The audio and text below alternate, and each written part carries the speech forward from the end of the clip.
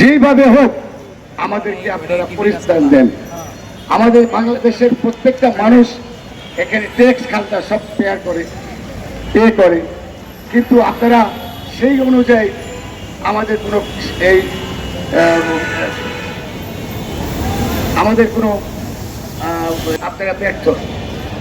অতএব আমি আপনাদেরকে বলবো, বাংলাদেশ সরকারকে বলবো, এখন যারা সরকারে আছে তারা যেন আমাদের এই জলবদ্ধতা থেকে, আজকে আমাদের কোমলমতি শিশুরা স্কুল কলেজ মাদ্রাসায় যায়, সেই যাওয়ার পথে তারা হোঁচট খেয়ে ট্রেনের মধ্যে পড়ে এমনকি মৃত্যুও ঘটেছে।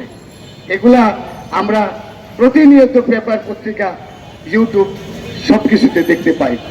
অতএব আমি বাংলাদেশের যারা এই কর্মস্থানে আছেন, কর্মযোগ্যে আছেন, আমি তাদেরকে অনুরোধ করব, আপনারা যেভাবেই পারেন আমাদেরকে পরিত্রাণ দেন, আমাদের ছেলে মেয়েদেরকে সুস্থভাবে চলাফেরার জন্য ব্যবস্থা করে দেন। এই বাংলাদেশ আপনার আমার সবার, আমরা সম্মিলিত বলে সবাই মিলে এই বাংলাদেশকে চাই। আমরা একটা পরিবেশ মুক্ত একটা নগরী, যেখানে আমরা সবাই সুস্বাচ্ছন্দ্যে বসবাস করতে পারি। আজকে বিদেশগুলো থেকে তাকাই দেখেন তাদের অবস্থা আর আমাদের অবস্থা, কেন আমরা কি মানুষ না, তারা কি মানুষ না? আমাদের কেন এই আজকে এই দুর্দশা? আমাদের দেশে সবচেয়ে মূল যে জিনিসটা সেটা হলো দুর্নীতি।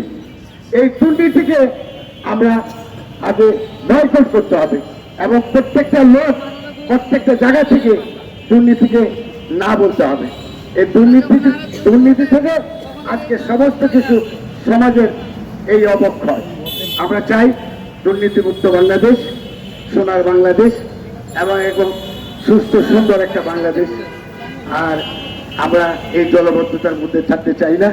আজকে আমাদের বাংলাদেশ কংগ্রেস, আমরা যখনই কোনো দুর্যোগ বা দুর্যোগ অথবা কোনো জন্য প্রতিবাদ করতে দাঁড়িয়ে যাই। আমরা দেশ ও মানুষের জন্য রাজনীতি করি। আমরা চাই যে এদেশের মানুষ বাংলাদেশ কংগ্রেসের মতো প্রত্যেকটা মানুষ প্রত্যেকটা জায়গা থেকে তারা যেন সবাই শুদ্ধ হয়ে যায়। এই পরিশুদ্ধতা আমরা চাই সবাইকে। এবং আমাদের বাংলাদেশ কংগ্রেস আজকে প্রতিবাদ সভার সভাপতি মণ্ডলী, আজকে অন্য